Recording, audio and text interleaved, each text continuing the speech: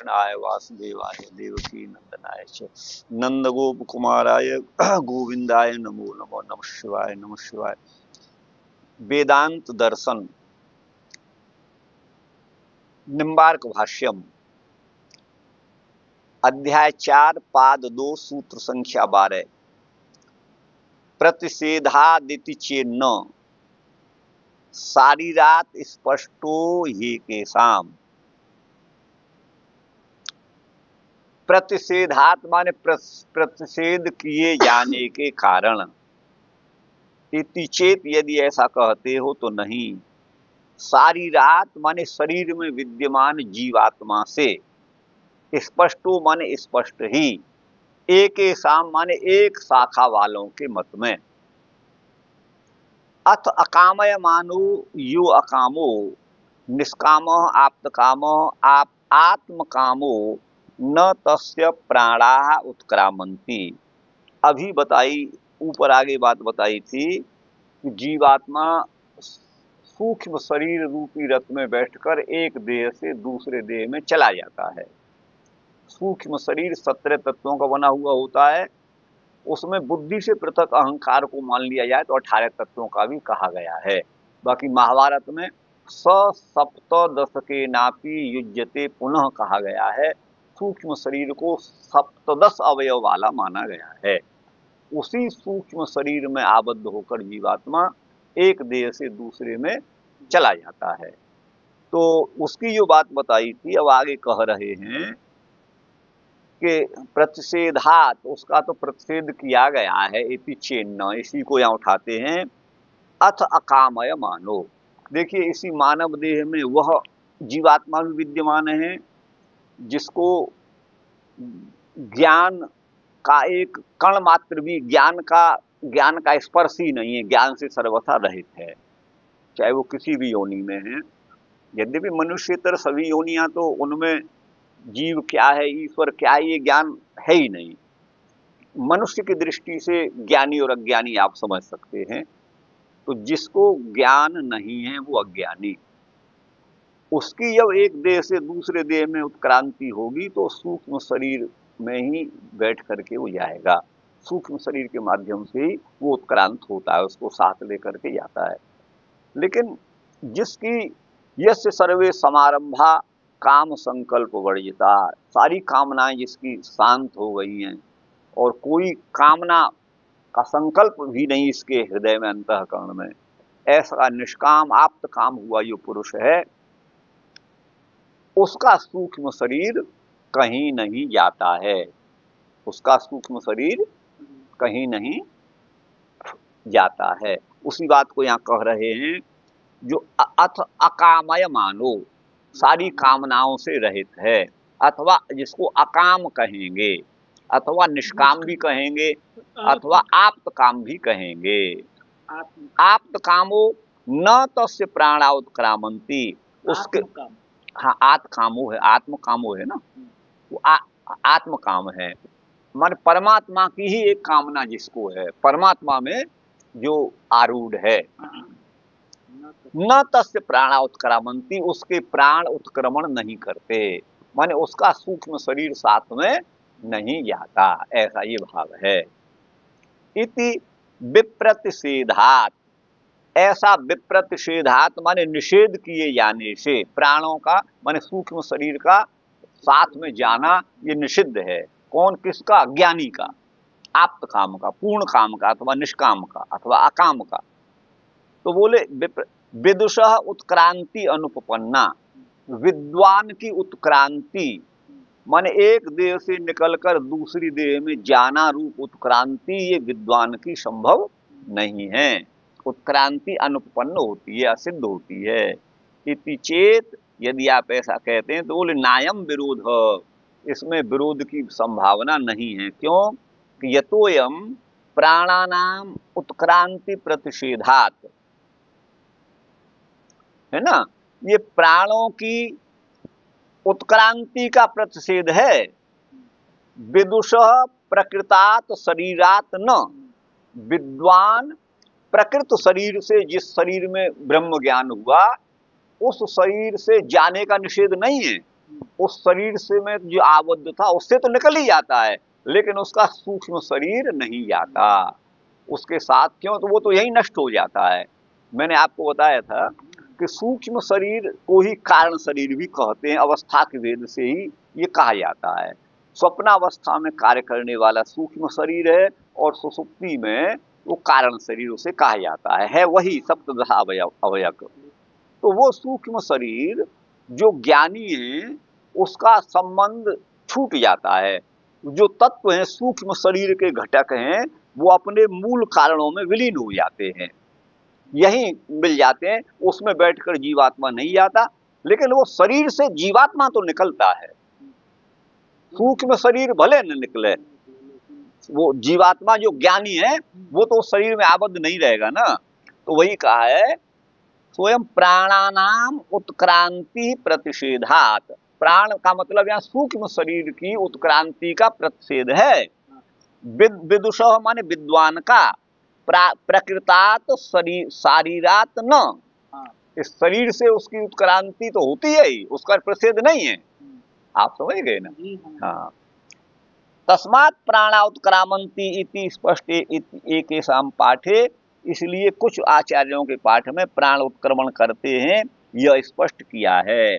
तस्मादेव तेषाम उत्क्रांति प्रतिषेध, उनकी प्राणों की उत्क्रांति का प्रतिषेध इस भावना से है कि ज्ञानी का सूक्ष्म शरीर नहीं जाता, वो तो यही अपने कारणों में विलीन हो जाता है, लेकिन वो ज्ञानी का जो आत्मा है वो तो निकल के पर ब्रह्म में ही संयुक्त हो जाता है। अभी केवल इसी देह में आबद्ध था, अब वो देह में आबद्ध नहीं है, वो परमात्मा के संपर्क में। तस्य सर्वेषु लोकेषु कामचारो भवति, वह सारे लोकों में आ जा सकता है, ऐसा उसको कहा गया है। ठीक गुरु भाई। अब आगे है इसमें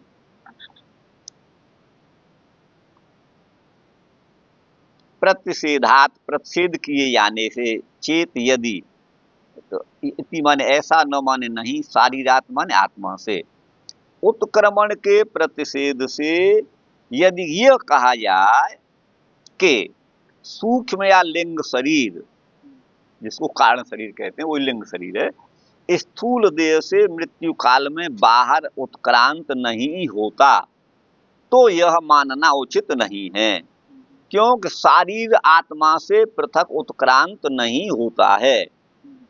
किसका? जो अभी मोक्ष नहीं हुआ है जिसका, उसका शरीर जीवात्मा के साथ ही जाता है, सूक्ष्म शरीर।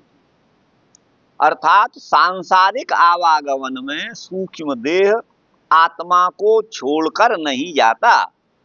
प्रलय अथवा मुक्ति पर्यंत सूक्ष्म माने लिंग देह का आत्मा के साथ सतत संबंध बना रहता है। सूक्ष्म शरीर माने लिंग शरीर, इसको प्राण भी कहा है, न तस्य प्राण उत्क्रामंती, इसके साथ ही जीवात्मा एक देह से दूसरे देह में जाता है। तो फिर बोले बृहदारण्यक में लिखा है कि न तस्य प्राण उत्क्रामंती, बृहदारण्यक 4:4 और ये 1:6, उसके प्राण उत्क्रमण नहीं करते हैं। यह कथन तो ब्रह्मज्ञानी के विषय में है।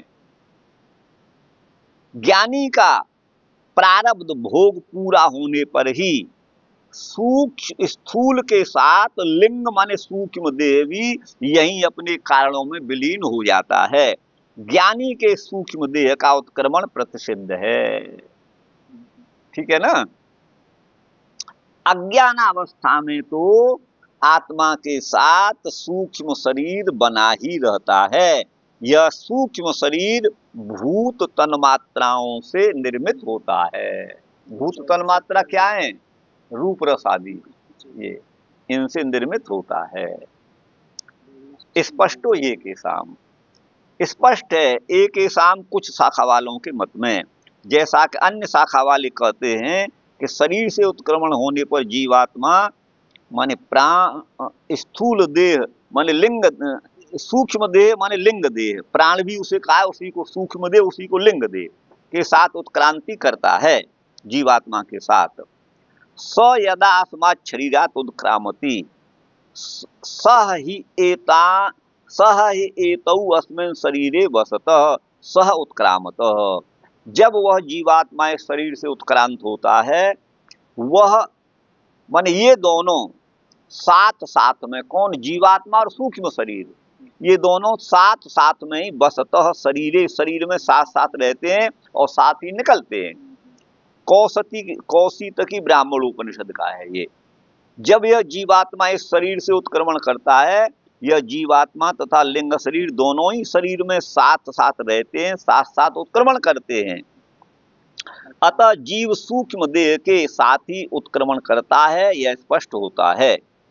गृहीत्वै तानि संयाति वायुगंधा निवासयात, भगवद गीता, ये 15वां अध्याय है। यह श्रीमुख वचन भी यही प्रतिपादित करता है कि सूक्ष्म देह के घटकों को ग्रहण करके ही जीव देहांतर में जाता है। जैसे वायु गंध के आश्रय पुष्प आदि से गंध को लेकर जाता है। स्मर्यते च, अब इसी बात को स्मृति प्रमाण से भी सिद्ध करते हैं। संनिरुद्धस्तु तेनात्मा सर्वे स्वायतनेषु वै, जगाम भित्वा मूर्धानम दिवम अभ्युत्पपात इति विदुषः उत्क्रांति स्मर्यते, ये विद्वान की उत्क्रांति कही गई है। संनिरुद्धस्तु तेनात्मा सर्वेषु आयतनेषु वै, जो आत्मा सर्वेषु आयतनेषु माने सभी आयतनों में, सभी शरीरों में, आप ऐसा ले सकते हैं। आयतन माने आधार को कहते हैं, अथवा इस शरीर में मन है, बुद्धि है, पृथक पृथक इंद्रियां हैं, इनको आप आयतन कह सकते हैं, अथवा प्रत्येक देह भिन्न जीवात्मा। सभी आयतनों में जो संनिरुद्ध आत्मा है वो क्या है, जब उसकी मुक्ति होती है, ज्ञान उसे हो जाता है, तो जगाम मूर्धानम भित्वा जगाम, वो मूर्धा को त्याग करके, मूर्धा का भेदन करके जाता है, और दिवम अभ्युत्पपात, वह परमात्मा के सानिध्य को प्राप्त करता है। दिवम माने आकाश को, ऐसा मानिएगा। इति विदुष उत्क्रांति स्मर्यते, विद्वान की उत्क्रांति यहाँ स्मरण की गई है, स्मरण किया जाता है। च माने तथा, जीवात्मा सप्तदश अवयव वाले सूक्ष्म शरीर के साथ ही एक देह से देहांतर में जाता है, ऐसा स्मृति ग्रंथों में भी स्मरण किया गया है। मनुस्मृति में इसका स्पष्ट उल्लेख उपलब्ध होता है। तमोयम तु समाश्रित्य चिरम तिष्ठति सेन्द्रियः, न च स्वं कुरुते कर्म तदोत्क्रामति मूर्तितः। मनुस्मृति 1:55। देह से उत्क्रांति के अवसर पर यह जीवात्मा इंद्रियों के सहित विद्यमान होता हुआ भी तमस के आश्रय के कारण इंद्रियजन्य व्यापार से रहित हो जाता है, तथा शरीर से इंद्रिय ही बाहर, तथा शरीर से सेंद्रिय ही मान इंद्रियों के सहित ही बाहर उत्क्रमण करता है। सूक्ष्म भूत इंद्रिय आदि से घटित लिंग देह रूपी रथ पर बैठकर जीवात्मा एक देह से निकलकर अन्य स्थावर जंगम योनियों में अपने कर्मानुसार जाता है। सूक्ष्म शरीर के लिंग अथवा सूक्ष्म शरीर को लिंग शरीर अथवा प्राण भी कहा गया है। सूक्ष्म शरीर का संबंध जीवात्मा के साथ प्रलय अथवा मोक्ष पर्यंत बना रहता है। इसी आशय से यजुर्वेद में मन को अमृत कहा गया है। मन को अमृत कहाँ कहा गया है? ओम यज्जाग्रतो दूरमुदैति दैवम तदुसुप्तस्य तथैवेति दूरंगमम ज्योतिषाम ज्योतिरेकम तन्मे मन शिव संकल्पमस्तु येन भूतम भविष्यत गृहीतम अमृतेन अमृतेन सर्वम। जिस अमृत मन के द्वारा भूत और भविष्य को ग्रहण किया जाता है, जाना जाता है, तो मन को अमृत कहा है इस मंत्र में, यजुर्वेद में। तो वो इसी भाव से कि इसकी वायु बहुत लंबी है। सूक्ष्म देह का घटक मन भी होता है। ये नेदम भूतम भुवनम भविष्यत परिगृहीत ममृतेन सर्वम, यह मंत्र मन की चिरकालिक अवस्थिति का निर्देश करता है, इसलिए इसको अमृत कह दिया गया है। तानी परे तथा याह, तानी माने वे, तत्ते तानी नपुंसक लिंग में, परे पर में, पर ब्रह्म में विलीन हो जाते हैं। तथा आह, जैसा कि श्रुति कहती है क्या, तेज प्रवृत्ति सूक्ष्म भूत सूक्ष्माणी, यहाँ तेज जो है अग्नि को कहते हैं, लेकिन प्रवृत्ति माने आदि, तो आदि पद से समस्त भूतों को ले लिया गया है। प्रवृत्ति माने आदि, तेज आदि समस्त जो भूत सूक्ष्म हैं वो परस्मिन संपद्यन्ते, पर ब्रह्म में ही उसी के अंदर समाहित हो जाते हैं।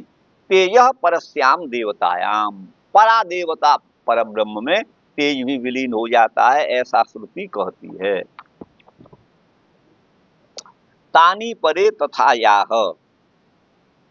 तो वाक चक्षु आदि इंद्रियों से युक्त सूक्ष्म भूत परमात्मा में विलीन हो जाते हैं। इस प्रकार शास्त्र कहता है। तेज परश्याम देवतायाम, छांदोग्य 6:8-6। तेज पर देवता माने ब्रह्म में विलीन हो जाता है, अतः सूक्ष्म देह के साथ जीव देह से निर्गत हो जाता है। तो उस अवस्था में सूक्ष्म शरीर किसी भी कार्य का संपादन नहीं कर सकता है। सूक्ष्म शरीर से कोई कार्य संभव नहीं है। मुक्तात्मा का सूक्ष्म शरीर अपने कारण प्रकृति में विलीन हो जाता है, क्योंकि प्रकृति भी ब्रह्म के अंतर्गत है। अतः ब्रह्म में उनका लय कहा गया है। वस्तुतः होता प्रकृति में, लेकिन प्रकृति भी भगवान के अंदर है। अच्छा, वस्तुतः कोई भी कार्य अपने कारण में ही लीन होता है। सूक्ष्म शरीर प्रकृति का ही कार्य होने से उसी में लीन होता है। अज्ञानी का सूक्ष्म देह तो जीवात्मा के साथ देहांतर में जाता है। ठीक गुरु भाई। अविभागो वचनात्, ये सूत्र है 4-2-15। तेषाम वागादि भूत सूक्ष्माणाम परे अविभाग, वो वाक इंद्रिय है, आदि जो भूत सूक्ष्म हैं, सूक्ष्म भूतों से बनी हुई जो वाक आदि इंद्रियां हैं, वो तानी माने वो, उनका परे माने परमात्मा से उनका अविभाग हो जाता है। अर्थात तादात्म्यापत्ति, तादात्म्य माने संबंध हो जाता है, मतलब संबंध दो में ही होगा, एक का एक से नहीं होता है। माने फिर भी ऐसा नहीं परमात्मा ही में मिल गई, वो उसके अंदर हैं। ये है भिद्येते चासाम नाम रूपे पुरुष इत्येवं प्रोच्यते। उस समय जो अभी शरीर में विद्यमान था तो देवदत्त यज्ञदत्त उसका नाम था, कोई भी एक नाम था, और उसका किसी प्रकार का एक रूप भी था। वो सब नष्ट हो जाते हैं, भिद्येते नष्ट हो जाते हैं, नाम रूप नष्ट हो जाते हैं। यह पुरुष माने केवल आत्मा ऐसा ही रहता है। अविभागो वचनात्, इसी को अविभाग कहा है। तो अविभाग अविभाग विभाग रहित, वचनात् शास्त्र वचन से। सूक्ष्म शरीर के घटकों को कला भी कहा जाता है। कला, ज्ञानी पुरुष अपने शरीर का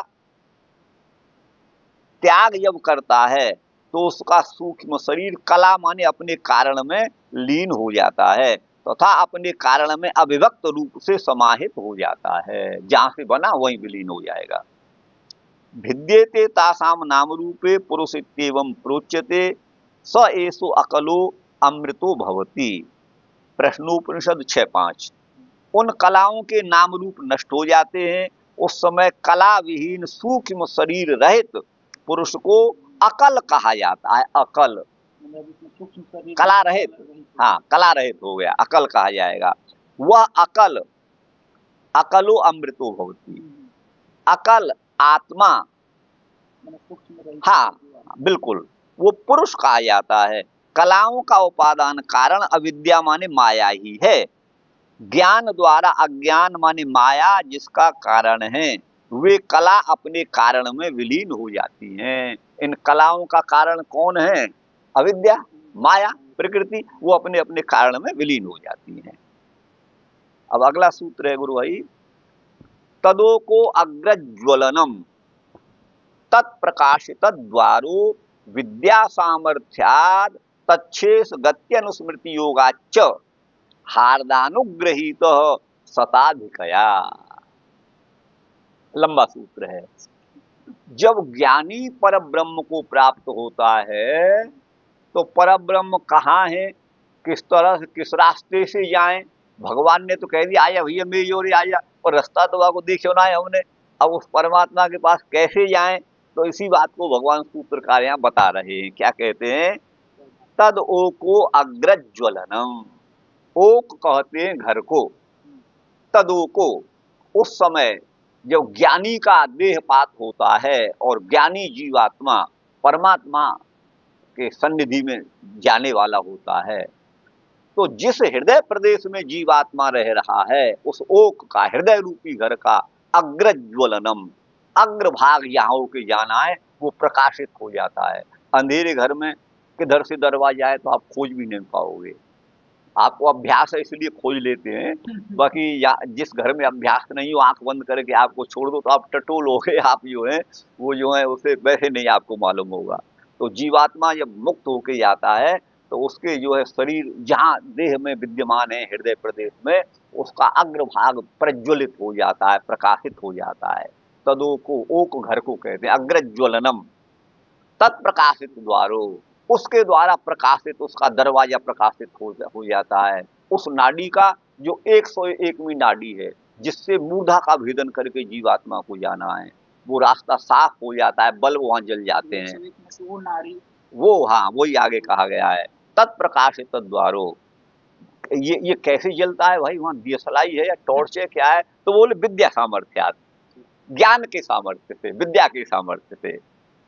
तत् शेष गति अनुस्मृति, उसी का शेष माने अंग, गमन और अनुस्मृति के योग से उसको जो है पुनः मैं पर ब्रह्म का एक अंश मात्र हूँ ये स्मरण होता है। इस शरीर में तो मेरा जो बंधन था वो मेरे कर्मकृत था, अब वो नहीं है। तो हार्दानुग्रही, तो हृदय में विराजमान परमात्मा को हार्द कहा गया है, परमात्मा के द्वारा अनुग्रहित होता हुआ। ईश्वर सर्वभूतानाम हृदय से, तो इसलिए हृदय में रहने से परमात्मा को हार्द, समझ गए ना? तो हार्दानुग्रहित, तो क्योंकि हृदय भी है और हृद भी है। स्वांतम हृद मानसम मनः अमरकोश, हृदय को हृद भी कहते हैं। तो हृद शब्द से हार्द, हृदय में रहने वाला हार्द, उस हार्द परमात्मा से अनुग्रहित होता हुआ शताधिकया, 101वीं नाड़ी, सत से अधिक 101वीं जो नाड़ी है, जो तासाम मूर्धानम अभिविनिश्रितई का तयोर्धुमायन नमृतत्व मेति विश्वंगन्या उत्क्रमणे भवंती, इसकी व्याख्या हम आपसे कर चुके हैं। तो उस 101वीं नाड़ी के द्वारा वो पर ब्रह्म में विलीन हो जाता है। हमारे विलीन का मतलब उसकी सत्ता बनी रहती है, परम ब्रह्म के समीप सामीप्य को प्राप्त कर लेता है। अर्थात जीव और ब्रह्म के बीच में जो माया रूपी पर्दा पड़ा हुआ था वो अब नष्ट हो जाता है, वो परमात्मा के आनंद का अनुभव करता है। ये सूत्र का अर्थ है। सतंचैका च हृदय से नाड्यस्तासाम मूर्धानम अभिविनिश्रितैका तयोर्धुमायन नमृतत्वमेति विश्वंगन्या उत्क्रमणे भवंती, अगला मंत्र ये है। ये हृदय में 101 नाडियां हैं, तासाम माने उनमें से एका मूर्धानम अभिविनिश्रिता, उनमें से एक नाड़ी मूर्धा की ओर जाती है, निकलती है। तया उस नाड़ी से ऊर्ध्वमायन, ऊर्ध्व गति को प्राप्त होता हुआ जीवात्मा अमृतत्व में परमात्मा को प्राप्त करता है, अमर तत्व को प्राप्त करता है। इस श्रुतियुक्ता, ये श्रुति में उक्त नाड़ी है। ताम विद्या सामर्थ्यात, उस नाड़ी को विद्या के सामर्थ्य से, शेष गति और अनुस्मृति के योग से, प्रसन्नेन वेद्येन, जो वेद्य परमात्मा है वो प्रसन्न हो जाते हैं। उस वेद्य वही हार्दानुग्रहित, तो हृदय में बैठी हुई उस परमात्मा जो वेद्य, उसके द्वारा अनुग्रहित होता हुआ यदा भवती ततस्तस्य ओको, उसके हृदय का अग्रज्वलन, वही उसका हृदय का भाग जो है प्रकाशित हो जाता है। तदा परमेश्वर प्रकाशित द्वार, परमेश्वर के द्वारा प्रकाशित हो गया है द्वार जिसका, ऐसा वह जीवात्मा बहुब्रीहि समास है। ताम विदित्वा, उस नाड़ी को जान करके विद्वान तया निष्क्रामति, विद्वान उस नाड़ी से निकल जाता है, देह का त्याग कर देता है, मूढ़ा को खोल करके निकल जाता है। ठीक गुरु भाई, चलिए अब आगे कहाँ है? तदोको अग्रज्वलनम तत्प्रकाश, इस सूत्र का तो हमने अर्थ कर दिया आपको, अब इसका हम आपको ये लिख रहे हैं, तो इसका पदानुवाद कर दिया। परब्रह्म के अनुग्रह से प्रयाण काल में ज्ञानी आत्मा का निवास स्थान हृदय का अग्रभाग प्रकाशित हो जाता है। तदोको अग्रज्वलनम तत्प्रकाशित द्वार का अर्थ है। विद्या के सामर्थ्य से प्रकाशित द्वार वाला वह आत्मा विद्या के अंगभूत अर्ची आदि गति का स्मरण कर, है ना, हाँ, अनुस्मृति योगात, अनुस्मृति के योग से 101वीं नाड़ी द्वारा मूर्धा से उत्क्रांत होकर ब्रह्म को प्राप्त करता है। सतम चई का हृदय से नाड्य, ये मंत्र पढ़ा, ये कठोपनिषद 2:3-16 का है। हृदय की 101 अति सूक्ष्म नाड़ियां हैं। उन नाड़ियों में एक नाड़ी का संबंध मूर्धा से होता है, जिसे ब्रह्म नाड़ी या सुषुम्ना भी कहा जाता है। उस सुषुम्ना नाड़ी से मूर्धा मार्ग द्वारा उत्क्रांत होकर ज्ञानी आत्मा पर ब्रह्म को प्राप्त कर जरा मरण के चक्र से छूट जाता है। अन्य 100 नाड़ियों का संबंध देह में चक्षु श्रवण आदि अंगों से होता है। अन्य नाड़ियां का उनका संबंध सुषुम्ना का, जिसे ब्रह्म नाड़ी कहा है, ब्रह्मरंध्र, उसका तो मूर्धा से है। और अन्य नाड़ियां नाक में, कान में, आंख में, नाभि में, अन्य द्वारों में उसका संबंध होता है, अन्य नाड़ियों का संबंध। उन नाड़ियों के मार्ग से निकलने वाला जीवात्मा कृत कर्मानुसार संसार की विभिन्न योनियों को प्राप्त करता है। हृदयस्थ परमेश्वर से अनुग्रहित, हार्द अनुग्रहित उपासक के हृदय का वह अग्रभाग, जहां से सुषुम्ना नाड़ी मूर्धा की ओर जाती है, प्रकाशित हो जाता है। अतः विद्या के अंगभूत अर्ची आदि मार्ग का स्मरण करता हुआ, है ना, एक तो वह धूमो ज्योति, ये तो नरक में संसार में आने वालों की गति है। और अग्निर्ज्योतिरः शुक्ल षण्मासा उत्तरायणम, भगवद गीता में तत्र प्रयाता गच्छन्ति ब्रह्म ब्रह्म विदु जना, वही है। सुषुम्ना नाड़ी के मार्ग से निर्गत होकर मोक्ष प्राप्त करता है। संसार में आसक्त जीव अपने कर्मानुसार नाड़ी का स्मरण करते हुए 100 नाड़ियों में किसी एक से उत्क्रांत होकर विभिन्न योनियों को प्राप्त करता है, जिसकी मुक्ति नहीं होनी है। ठीक है ना? हाँ, संसार में आसक्त जीव के बारे में है। ये यम यम वापी स्मरण भावम ते अत्यंते कलेवरम तम तमेवेति कौन्तेय सदा तद्भाव भावित, भगवदगीता।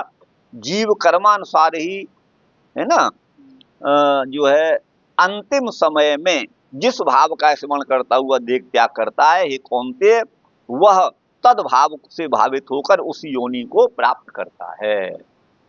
अब है रश्मि अनुसारी। रश्मि कहते हैं वस्तुतः किरण को। रश्मि का अर्थ है किरण, मयूख, मयूख भी कहते हैं, किरण भी कहते हैं, दीधिति भी कहते हैं, अनेक अर्थ हैं इसके। तो रश्मि का अर्थ यहाँ पर किरण है।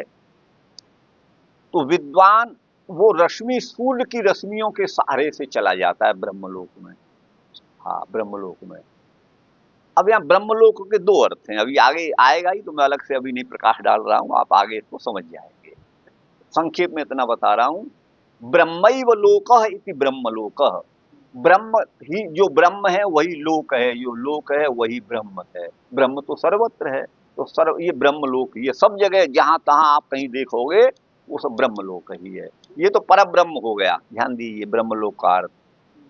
और दूसरा षष्ठी समास करेंगे तो ब्रह्मणो लोक ब्रह्मलोक, ब्रह्मा का लोक, सत्य लोक, वो ब्रह्मलोक है। ये 2 अर्थ होते हैं, आप ध्यान दीजिएगा।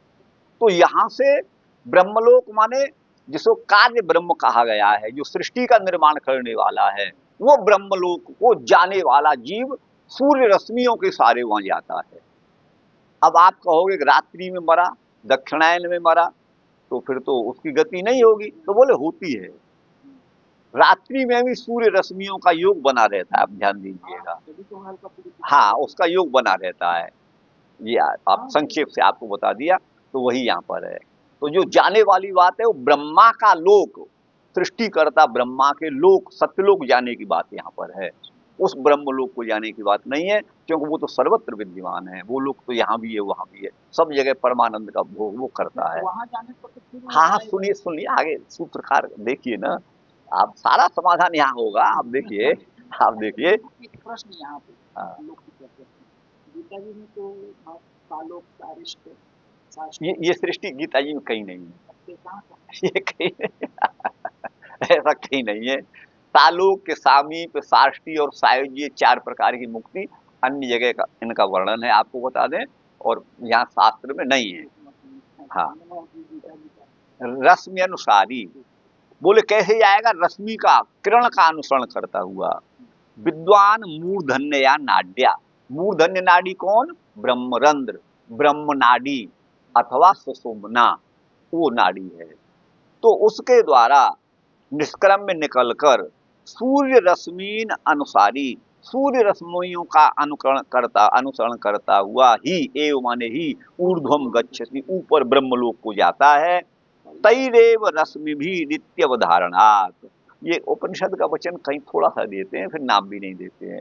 तैरेव माने उन्हीं, तैरेव रश्मि भी, उन्हीं किरणों के द्वारा ऐसा अवधारण माने निश्चय किया गया है। तो रश्मि अनुसारी का लिखा है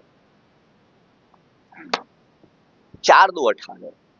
रश्मि अनुसारी, किरणों का अनुसरण करता हुआ ज्ञानी सूर्य किरणों का अनुसरण करता हुआ ब्रह्मलोक में जाता है। अथ, ये कहाँ लिखा है? तो बोले अथ यत्र एतदस्मात् शरीरात् उत्क्रामति अथ एतैरेव रश्मिभिः ऊर्ध्वम आक्रमते। छांदोग्य 8:6-5। जब वह उपासक इस शरीर से उत्क्रमण करता है, उस समय इन्हीं सूर्य किरणों द्वारा ऊर्ध्वगामी हो जाता है। अतः 101वीं ब्रह्म नाड़ी या सुषुम्ना नाड़ी के द्वारा मस्तिष्कगत हृदय से नाड़ी द्वारा मूर्धा भेदन पूर्वक मोक्ष प्राप्त करता है। ज्ञानी की गति के लिए दिन अथवा रात्रि का कोई विशेष नियम नहीं है, वो दिन में मरे या रात्रि में, वो सूर्य रश्मियों के द्वारा ही चला जाएगा। अब अगली शंका उठाई कि निशि इति चिन्ह, बोले रात्रि में सूरज भगवान रहते नहीं है, तो फिर ज्ञानी रात्रि में मृत्यु को प्राप्त होगा तो क्या होगा? तो बोले निशि न, रात्रि में ज्ञानी की मृत्यु होती है तो न, वो ब्रह्मलोक नहीं जाएगा। इति चेत, यदि ऐसी शंका करते हो तो न मत करो। इति चेत न, क्यों?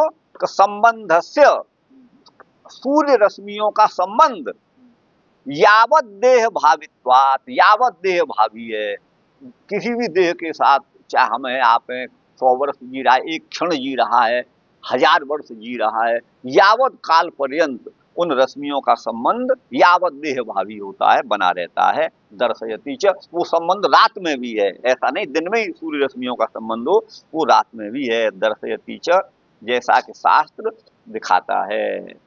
निशि मृत से विदुषो न पर प्राप्ति, रात्रि में मरे हुए विद्वान की परम गति नहीं होगी। इति नवाच्यम, ऐसा मत कहिए, क्योंकि यावत देह भावी कर्म संबंधावगमात, जब तक देह धारण करते हैं, यावत देह भावी, तब तक कर्म का संबंध रहता है ना।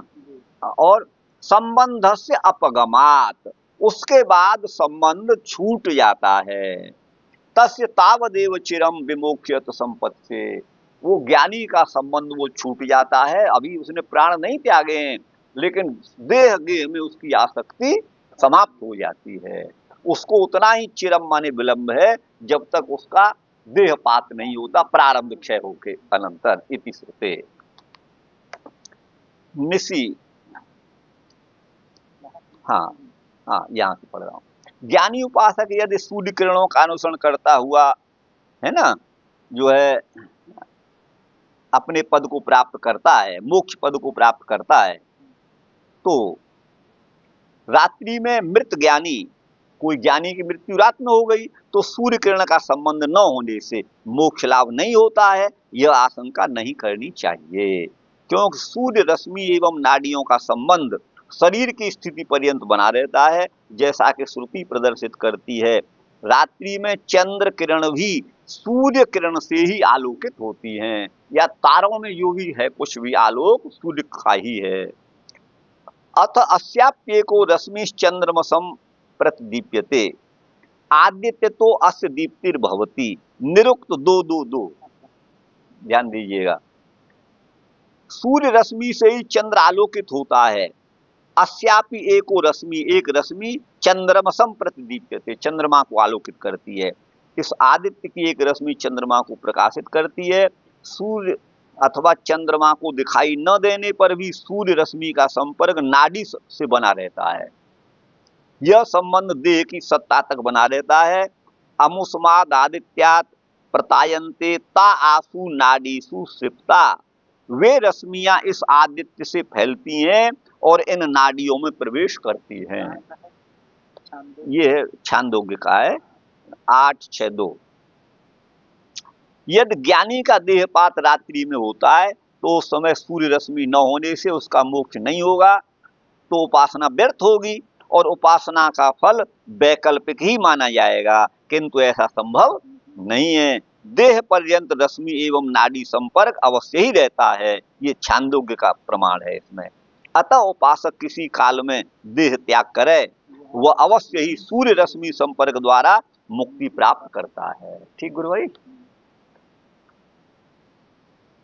अतश्च अयने दक्षिणे, इसलिए दक्षिणायन में भी अगर मरता है ज्ञानी तो मुक्त ही होगा।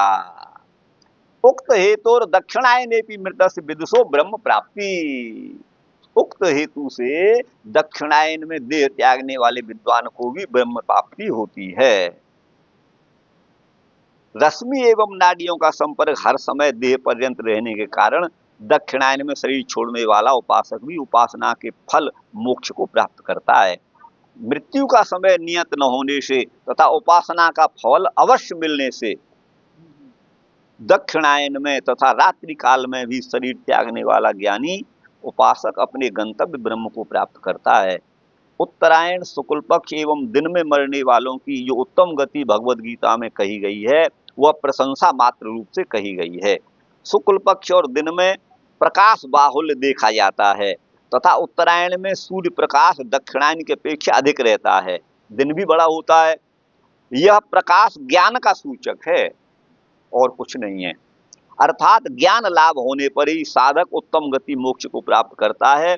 भीष्म पितामह ने उत्तरायण की प्रतीक्षा करी तो पिता शांतनु से मिले इच्छा मृत्यु के वरदान की चरितार्थता माने सार्थकता दिखाने के लिए वो रुके थे। अगर उस दक्षिणायन में मरते तो भी मुक्त हो जाते, लेकिन जो वरदान उनको प्राप्त था पिता से इच्छा मृत्यु का वो सार्थक है, वो मिथ्या नहीं है वरदान, उसी को प्रदर्शित करने वो उत्तरायण तक रुके रहे। इच्छा मृत्यु का वरदान था। ठीक गुरु भाई। योगिनः प्रतिस्मर्यते स्मारते चैते। अच्छा ये तो हो गया। आपने बड़ा सूत्र जो था ना उसी में से वो 2 भाग में था। अच्छा अच्छा अच्छा, चल आगे आइए, इसको हम चल रहे हैं। ये मेरा ये तो हो गया। योगिनः प्रतिस्मर्यते स्मारते चैते, ये योगी के प्रति हैं। स्मर्यते स्मरण भी किया जाता है और ये स्मार्त माने स्मृति में भी स्मरण किए गए हैं, ये स्मार्त हैं। एते माने ये दोनों। अच्छा अब ये क्या है माने दोनों मार्ग उत्तरायण दक्षिणायन। ये यत्र काले त्वनावृत्ति भगवद गीता का, जिस काल में मरने पर अनावृत्ति होती है, पुनः संसार में नहीं आना पड़ता इत्यादि से योगी के प्रति श्रुति द्वयम स्मर्यते, 2 मार्ग। श्रुति का मतलब है गुरु भाई मार्ग, ये दिखाए गए हैं। ते चैते स्मरणारे, वो स्मरण के रहे हैं।